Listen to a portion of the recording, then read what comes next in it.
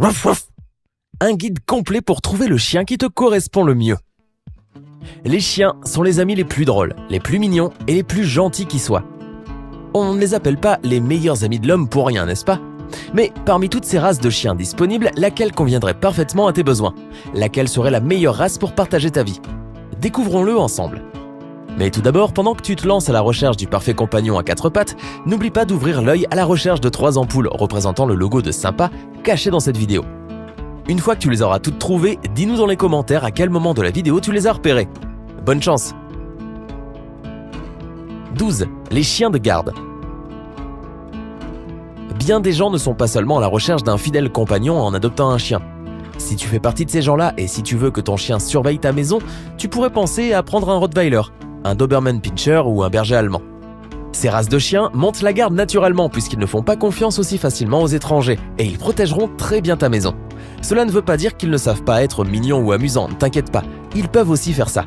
Mais nous te déconseillons de prendre un Golden Retriever cependant. Ces chiens sont en général trop aimables, donc les cambrioleurs seraient presque les bienvenus et seraient accueillis avec plein de bisous baveux. 11. Les chiens idéaux pour la famille. Si tu as une grande famille avec plein d'enfants ou que tu viens d'accueillir un nouveau-né, cela peut être un vrai défi de trouver la race de chien idéale. Bien sûr, presque tous les chiens aiment les enfants, mais sur ce territoire, les labradors et les golden retrievers sont absolument imbattables. Ils sont dingues des enfants et sont toujours prêts à jouer. Rien ne les rendra plus heureux que tu leur lances la balle. Si leur taille t'intimide, pense plutôt à prendre un beagle. Un pékinois en revanche ne serait pas forcément un très bon choix, il préfère être le petit dernier de la famille. 10. Les chiens sportifs. Si tu mènes un style de vie actif et que tu aimes faire un jogging tous les matins, tu ne dirais sûrement pas non à un petit jogging avec ton ami à poil, n'est-ce pas? Réfléchis à prendre un pointer ou un setter, puisque ces deux races sont faites pour courir. Si tu veux un chien un peu plus petit, un Jack Russell serait un très bon choix également. Nous te déconseillons de prendre un bulldog anglais ou un carlin. Ils ne supporteront pas franchement l'exercice en excès. Évite également les races de chiens trop trapus. Ils peuvent être trop lourds et courir trop fréquemment peut endommager leur articulation. 9. Les chiens de salon. Quoi de mieux que de se reposer tranquillement sur le canapé et de regarder la télé avec un bon plateau repas après une longue journée. Si tu cherches une boule de poil qui sera toujours contente pour partager ce moment avec toi, un bulldog français ou un maltais sera l'idéal. Il sera toujours à tes côtés, ou bien sur tes genoux disons, que tu sois en train de lire un bon livre ou bien de regarder ta série préférée. Toute autre race de chien de travail ne réagira pas du tout pareil, ils ont besoin de beaucoup d'exercices et d'activités, d'où leur nom d'ailleurs. 8. Les chiens pour les célibataires occupés. Beaucoup de gens refusent de prendre un chien parce qu'ils doivent très souvent les sortir. Bien sûr, pour parler généralement, les chiens sont des animaux sociaux. Cependant, certaines races sont plus aptes que d'autres pour vivre seules à la maison. Si cela décrit ton style de vie, pourquoi ne pas penser à prendre un Shar-Pei ou un Basset Hound? Les Golden Retrievers et les Border Collies, de notre côté, ne seront pas les compagnons idéaux parce qu'ils ont constamment besoin de se sociabiliser. Mais n'oublie pas que tous les chiens ont besoin d'amour et d'attention. Tu ne devrais pas en adopter un si tu ne te sens pas capable de passer un peu de temps chaque jour avec ton chien. Peut-être que tu devrais prendre un chat, la plupart des chats que je connais s'en soucieraient moins. Mais bon, un chat c'est bien aussi. Tu n'as pas oublié les ampoules, n'est-ce pas? Et continue d'ouvrir l'œil. 7. Les chiens pour les personnes âgées. Si tu es retraité et que tu as décidé d'accueillir un chien dans ta maison, la meilleure option serait un terrier de Boston, un carlin ou un cavalier king Charles Espagnol. Dis donc, quel nom! Ils sont affectueux et joueurs sans toutefois demander trop d'heures d'activité. Les grands chiens peuvent parfois être un peu compliqués à maîtriser. Ils sont souvent très actifs et ont besoin de beaucoup d'attention et d'exercice physique. 6. Les chiens d'appartement. Si tu vis dans un appartement, il y a certaines races de chiens qui seront adaptées pour toi. Curieusement, la taille ne compte pas toujours dans ce cas, il s'agirait plutôt du tempérament du chien. S'il est petit, cela ne veut pas forcément dire qu'il sera content de vivre à l'étroit dans un appartement.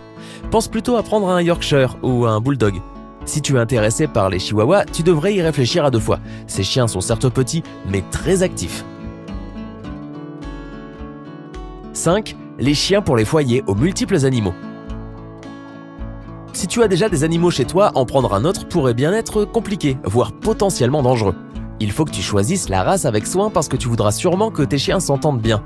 Les Retrievers, les Border Collie et les Épagnols sont toujours contents d'avoir de la compagnie pour jouer, donc ils s'entendront très probablement bien avec toi et tes autres animaux.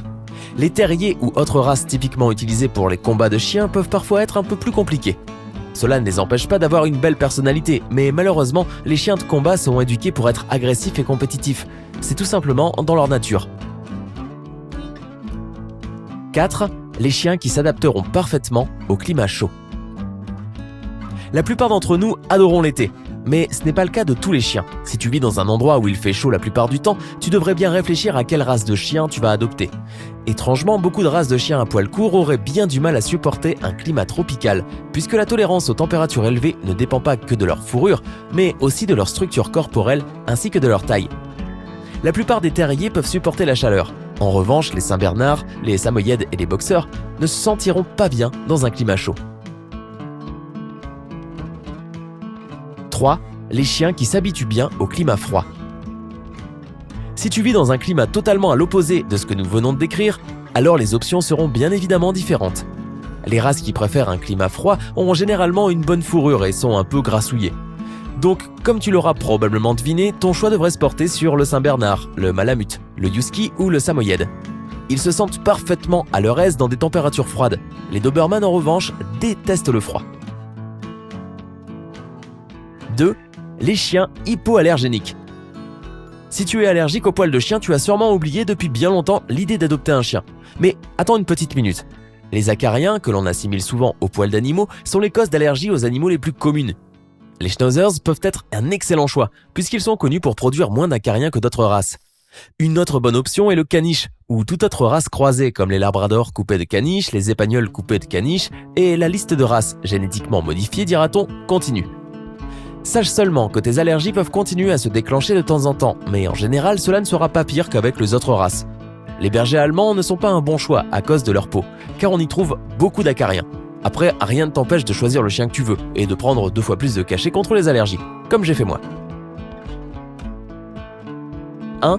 Les chiens pour les novices. Adopter un chien pour la première fois est à la fois excitant et agaçant. C'est vrai, il y a tellement de races, ils sont tellement mignons et adorables qu'on ne saurait lequel choisir. Si tu fais tes premiers pas dans le monde canin, alors un labrador, un border collie ou un caniche seront parfaits pour toi.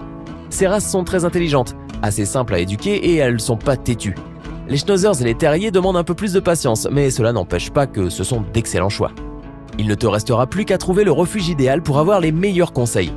N'oublie pas de mentionner que tu es nouveau dans le domaine et que tu ne te sens pas tout à fait à l'aise, tout en voulant la correspondance parfaite. Et tu rentreras chez toi avec un chien chanceux qui deviendra sûrement ton meilleur ami. Section optionnelle. Les photos de Riley et Olive. Voici mon chien, je te présente Riley. Et voici Riley et son meilleur ami, Olive, le chat. Ils dorment même ensemble. Alors voilà de quoi briser tous les clichés que l'on a de l'éternel combat entre chiens et chats. Ils sont inséparables. Alors, as-tu déjà un chien chez toi? Ou est-ce que tu penses en adopter un? Dis-nous dans les commentaires ci-dessous. Et as-tu laissé ton commentaire à propos des ampoules? On l'espère bien. N'oublie pas de cliquer sur j'aime, de partager la vidéo avec tes amis et de t'abonner à notre chaîne si tu veux rester avec nous sur Sympa. À très vite.